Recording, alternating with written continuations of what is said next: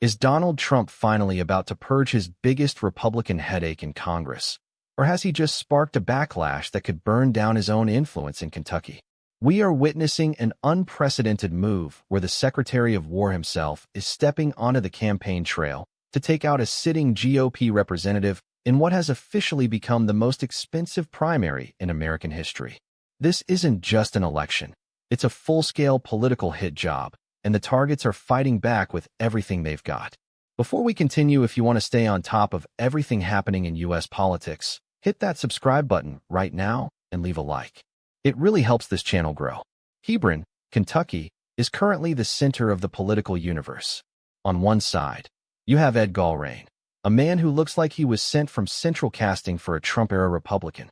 He's a former Navy SEAL, a Kentucky farmer, and he has the full weight of the Mar-a-Lago endorsement behind him. But on the eve of the primary, Gallrein received what many are calling extra firepower. Pete Hegseth, the Secretary of War, didn't just offer a polite endorsement from Washington. He traveled to the heart of the bluegrass state to join Gallrein on the campaign trail, signaling that the Trump administration is officially done playing nice with Representative Thomas Massie. Massie has long been a thorn in the side of the Republican establishment and Donald Trump himself. Known for his libertarian streak, Massie has made a career out of saying no when everyone else is saying yes. Whether it's foreign policy, military aid to Israel, or the war in Iran, Massie is usually the lone voice standing against the grain.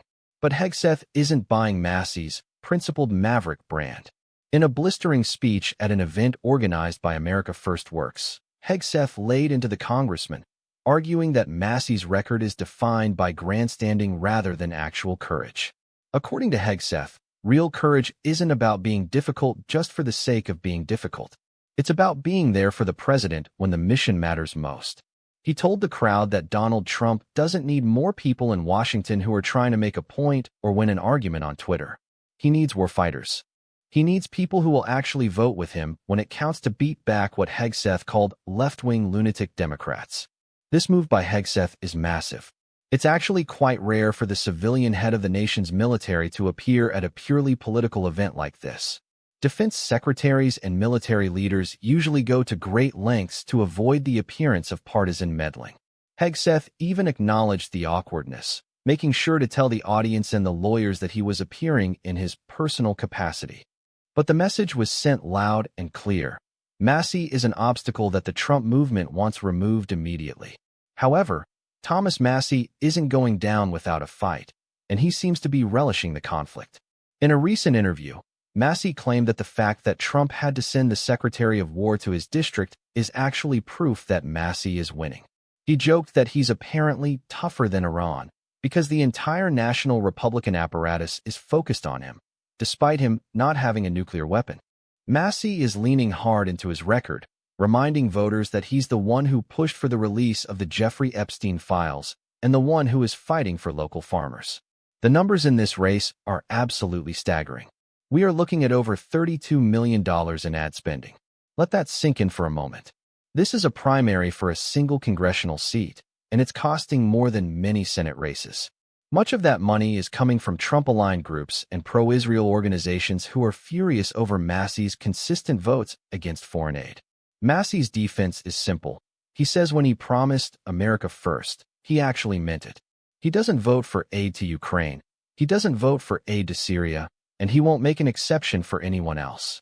This Kentucky primary is the latest test of Donald Trump's grip on the GOP. We've already seen a pattern emerging. Just weeks ago in Indiana, Trump-backed challengers ousted 5 sitting Republican state senators. And only days ago, Senator Bill Cassidy of Louisiana, man who voted to convict Trump after the January 6th impeachment, was soundly defeated in his primary. Trump is on a winning streak, clearing out the old guard and the critics to make room for loyalists like Gallrein. Massie, however, thinks Trump's social media attacks might actually backfire. Trump has been posting on Truth Social, calling Massie the worst congressman in history and urging voters to put him out of business. Massie's response: he says it shows Trump is losing sleep. He points out that he votes with Trump 90% of the time and argues that his grassroots-based people giving $20 or $50 is more powerful than the millions of dollars being poured in by super PACs. He claims his events are packed with hundreds of people, while his opponent struggles to fill a Dairy Queen. What we are seeing here is the ultimate clash of definitions. What does America First actually mean? Does it mean absolute loyalty to the leader of the movement, as Hegseth argues?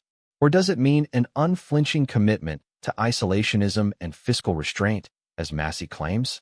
The outcome of this primary will tell us exactly where the Republican Party is headed. If Massie survives this 32 dollars million onslaught, it will be a massive blow to Trump's perceived kingmaker status. If Galrain wins, it will prove that Trump's influence is more dominant than it has ever been. So what do you think about this? Is Pete Hegseth right to call out Massie's record as grandstanding? Or is Massie the only one actually practicing America First by refusing to send money overseas? Drop your opinion in the comments below. I read every single one. The battle lines are drawn in Kentucky, and the stakes couldn't be higher for the future of the GOP. Whether you see Massie as a hero of the Constitution or a roadblock to progress, one thing is certain. The era of the polite primary is over.